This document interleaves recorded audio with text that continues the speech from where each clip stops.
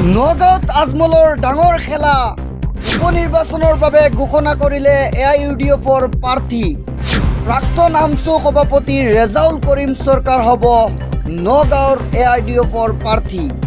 অৱশেষত আজমলে খুলিলে পাত।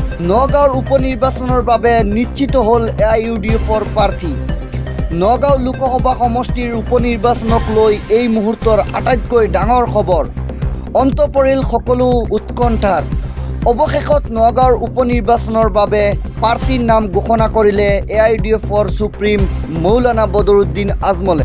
দলৰ মজিয়াত দীৰ্ঘদিন ধৰি চলা আলোচনাৰ অন্তত AIUDF-এ নগাঁৱত প্ৰক্ষেপ কৰিছে এক নতুন আৰু শক্তিশালী মুখ।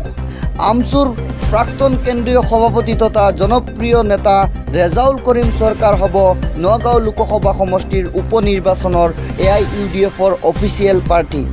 মৌলানা বদৰুদ্দিন আজমলে নিজেই এই গুৰুত্বপূৰ্ণ ঘোষণা কৰি ৰেজাউল কৰিম চৰকাৰৰ নামত মোহৰ মাৰে। সংখ্যালঘু সমাজৰ মাজত যথেষ্ট প্ৰভাৱ থকা ৰেজাউল কৰিম চৰকাৰৰ প্ৰাৰ্থীয়ে এতিয়া নগাঁৱৰ নিৰ্বাচনী যুঁজখন টিকনীয়া আৰু অধিক আমোদজনক কৰি তুলিব বুলি স্পষ্ট হৈ পৰিছে। News desk report voice 24 Dabaka. বানৰ মাজতে যে পলিটিকেল কথাবিলাক ওলাইছে নগাঁও এবাৰ কেণ্ডিডেট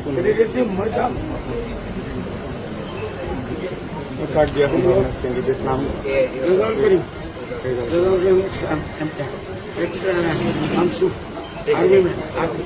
কংগ্ৰেছৰ লগত কিবা মিত্ৰতা বা কংগ্ৰেছে ডুবাইছে ভাৰতক ডুবালে কংগ্ৰেছে অসমক ডুবালে কংগ্ৰেছে আমি আৰু কংগ্ৰেছলৈ কংগ্ৰেছ বিজেপিৰ বি টিম আমি নহয় কিবা ষ্ট্ৰেটেজি বা তেনেকুৱা কিবা এক্সপ্লেইন কৰিব নেকি না কোনো ষ্ট্ৰেটেজি থাকিলে লুকাই পেলাই ষ্ট্ৰেটেজি থাকিব ষ্ট্ৰেটেজি ছেক্ৰেট বহাগৰ বন্যাত্মৰ কাৰণে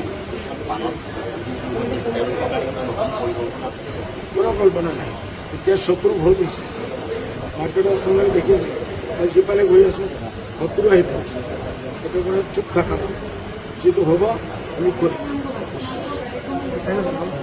মাথা কম কাম বেছি কৰা